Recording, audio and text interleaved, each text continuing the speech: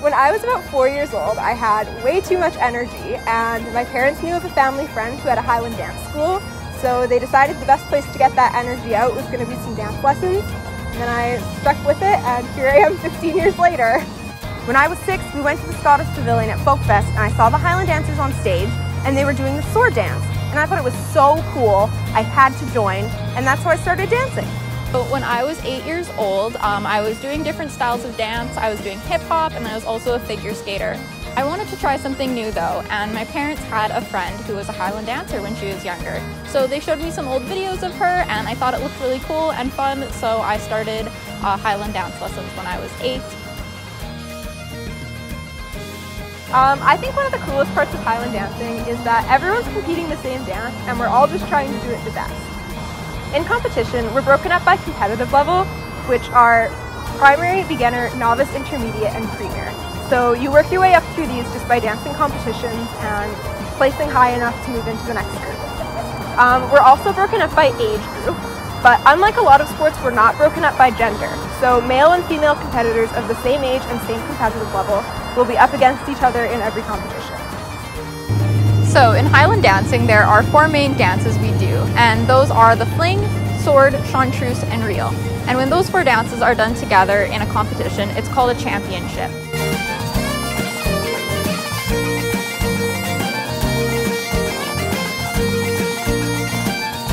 At the beginning of each dance season, the governing body of Highland dance chooses the set steps for each age group to do that year in a championship.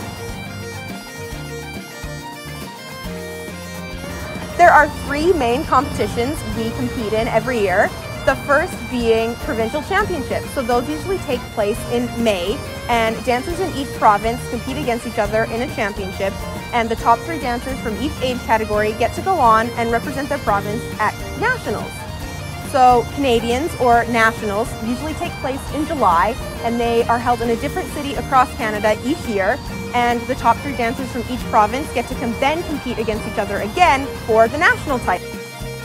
Every August, the Cowell Highland Gathering takes place in Dunoon, Scotland. The Cowell Highland Gathering hosts the World Highland Dance Championships. The World Championships are a little different because you don't have to qualify to compete. So there are 2 days of competition. The first day, any dancer can compete. The second, only the dancers with the top scores get to move on to the final day of Worlds. And then the world champion is crowned.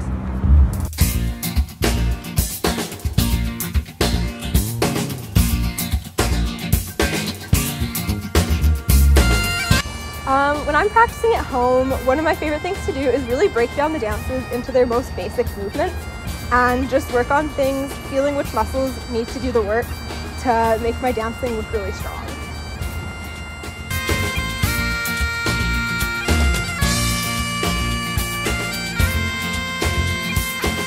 My favorite part about dance class is seeing my friends every week and getting really sweaty together. And I also like to see how some corrections I've been working on in the past weeks fix themselves.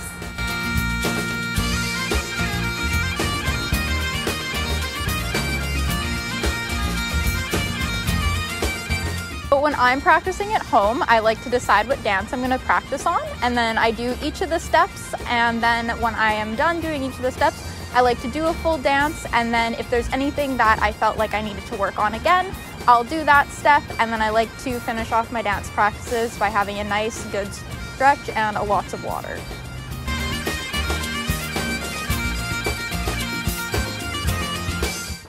I keep dancing because I really genuinely do love it.